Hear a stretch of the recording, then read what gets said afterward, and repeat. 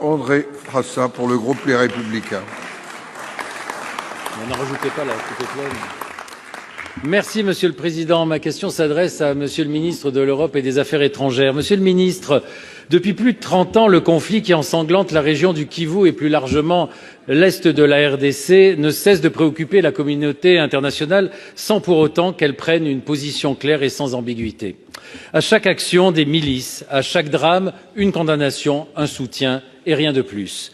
Avec la prise de Goma par le M23, nous atteignons un point de bascule. Là encore, il n'y a eu qu'un soutien à la RDC et une condamnation du M23 et du Rwanda. Hier, notre ambassade à Kinshasa et plusieurs autres ont été les cibles d'attaques inadmissibles.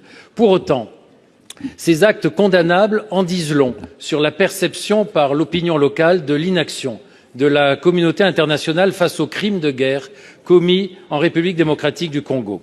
Alors, n'est-il pas temps, Monsieur le Ministre, d'aller au cœur et au fond du problème, c'est-à-dire de prendre enfin des sanctions ciblées contre le M23 et surtout contre les deux pays qui le soutiennent et l'arment depuis bien trop longtemps, à savoir l'Ouganda et le Rwanda?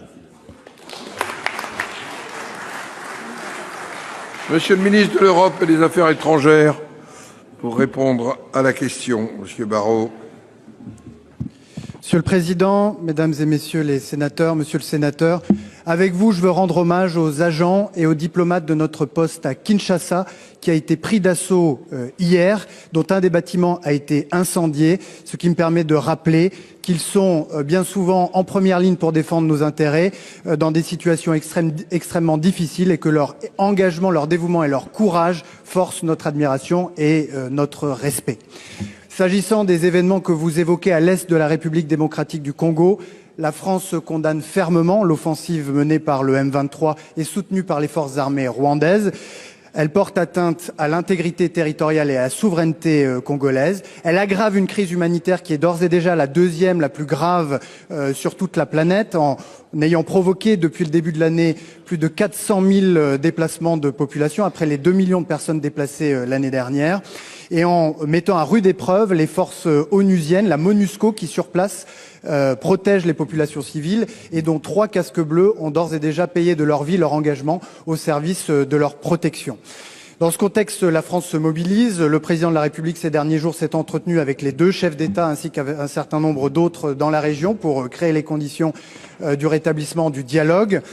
Au Conseil de sécurité des Nations Unies, nous avons soutenu la République démocratique du Congo dans sa demande d'organiser 2 réunions d'urgence et nous avons porté une déclaration dans laquelle les agissements du M23 soutenus par les forces armées rwandaises sont condamnés ouvertement et sans aucune forme d'ambiguïté.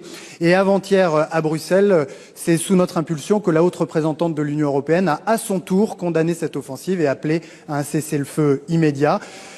Vous le savez, jusqu'à présent, c'est le processus de Luanda qui a organisé la relation entre RDC et le Rwanda, et c'est le processus de Nairobi qui a organisé les relations entre le RDC et les groupes rebelles dont le M23 fait partie. Ce sont des médiations qui auraient dû porter des fruits et qu'il faut continuer de soutenir, mais en tout état de cause, c'est par le dialogue et par la diplomatie que une solution sera trouvée à l'escalade à l'est de RDC, et à plus long terme, c'est en s'attaquant aux causes profondes du conflit, qui sont des causes de nature économique, de nature minière, que la région pourra retrouver la paix, la stabilité et la prospérité. Monsieur Frassa. Monsieur le ministre, on condamne, mais il manque l'essentiel. C'est-à-dire que, rien que pour vous rappeler, l'Union européenne finance à hauteur de 20 millions l'armée rwandaise pour intervenir au Mozambique, sans aucune garantie ni aucun contrôle que ce financement n'aille pas ailleurs. Le Rwanda est un exportateur de coltan, alors il n'y en a pas 1 gramme sur son sol. Et 60 à 80% des réserves mondiales de coltan se trouvent, comme par hasard, à l'est de la RDC. Là aussi, il y a quand même de quoi s'étonner qu'il n'y ait pas de sanctions là-dessus. Je relaye et je fais, au nom de 95 parlements francophones, l'appel solennel à ce qu'il y ait des sanctions. Ce serait l'honneur de la France d'être à la tête de demandes de sanctions contre l'Ouganda et contre le Rwanda. Ce serait son honneur.